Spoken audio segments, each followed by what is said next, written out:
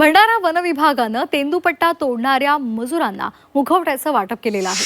2 महिन्यांपूर्वी मोहफूल वेचण्यासाठी गेलेल्या 3 जणांवर वाघानं हल्ला केला होता।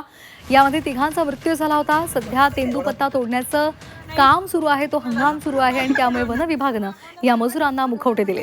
वाघांचे हल्ले टाळण्यासाठी हे मुखवटे दिलेले आहेत। तसंच जंगलामध्ये जाताना समूहानं जाण्याच्या सूचना सुद्धा वन विभागानं केलेल्या आहेत।